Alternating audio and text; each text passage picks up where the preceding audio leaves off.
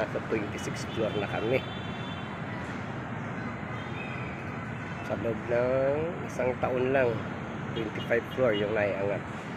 26th floor. Yung binibidyo ko ngayon, yung Pabilia Hospital dito sa Maynila. At kung pamilyar kayo dito, yan yung City Jail. City Jail ng Manila. Hindi ako nagkamali,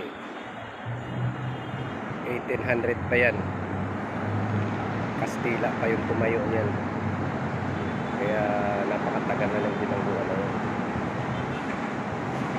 Ayan naman yung LRT station.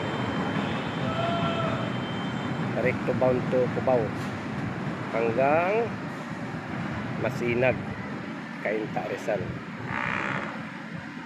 Ayan, ayun yung Isitan.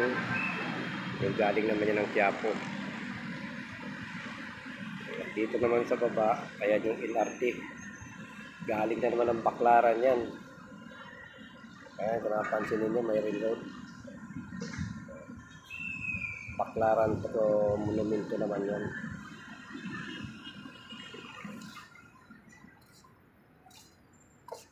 Dito na tayo.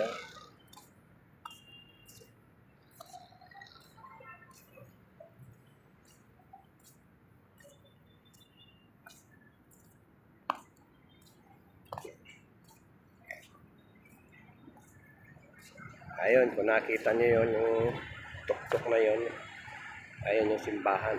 Tuktok ng simbahan, yung pinakampanario. Ayan yung Quiapo Church.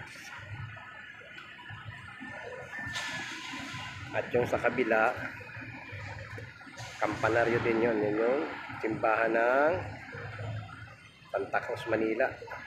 Walking distance lang sa Quiapo. At itong lugar na to, yun yung Divisoria. Recto Avenue going to Divisoria. Matataas na building na yan. Diyan yung Arangkin tinatawag. Tagos yan doon sa Chinatown. Ayan yung Chinatown. Santa Cruz, Binondo, Manila.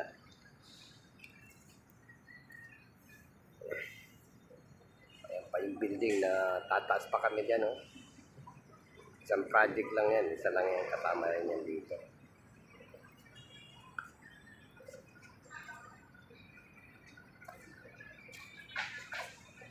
Ayan yung freezing boom pag nagbubuhos.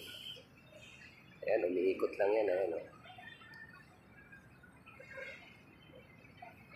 Moving yan, moving. Gumagalaw siya, umiikot. Para lang yan, di katulad nitong crane. Ayan yung crane.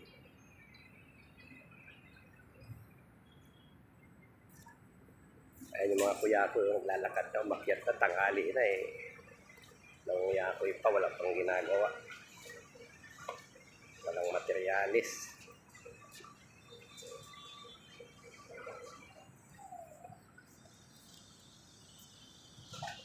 So yung Amaya Project, Avenida Manila, Santa Cruz.